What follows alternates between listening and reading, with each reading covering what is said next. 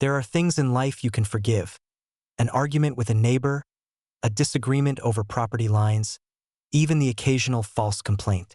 But when someone goes after my child, that's a wound you don't let scab over.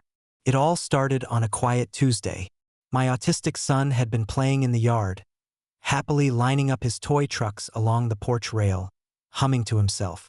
He wasn't bothering anyone. He never does. He just likes order, likes patterns, likes the world to make sense in ways only he truly understands.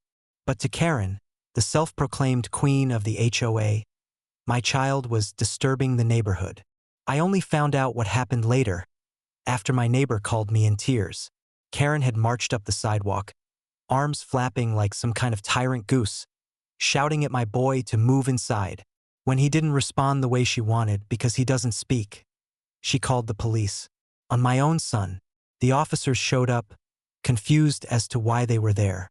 Karen waved her hands, babbling about unsafe conditions and code violations. And then she pointed at my son. He doesn't belong here. Look at him. He's not normal. He's violating community standards. That was when I arrived. I just pulled into the driveway from work, still in my suit. I saw the squad car lights flashing, my son clinging to his toy truck, rocking back and forth, his safe little world crumbling under Karen's venom. Step away from my child, I barked. Karen whirled on me, her face twisted with self-righteous fury. You're the problem. You let him wander around like this, disrupting the neighborhood. The HOA has the right to intervene. That was her final mistake. I reached into my briefcase and pulled out my identification, because I'm not just some dad with a desk job. I'm the district's legal authority. A judge. The law doesn't just work with me. I am the law. The officers' eyes widened as they saw the seal, my name, my position. They immediately shifted from suspicion to respect, nodding at me before stepping back. Karen, however, was still shrieking. What difference does it make? You can't just, Karen. I cut her off, my voice low, steady, dangerous. You just called the police on a disabled child. You tried to weaponize the system against someone who can't even defend himself. That's not a violation of neighborhood standards. That's a violation of federal law. For the first time, she faltered. I had the officers document everything. My neighbor's eyewitness account, my son's visible distress, Karen's own words. Within hours, I'd filed an emergency complaint. Within weeks, the case had escalated beyond our county courthouse straight to state prosecutors. The charges? Discrimination, harassment, abuse of process, and violations of the Americans with Disabilities Act. The courtroom was packed on the day of her trial. Karen sat smug at first, convinced her HOA title would shield her.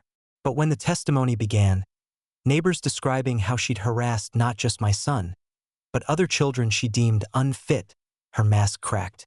Then I took the stand, not as judge, but as father.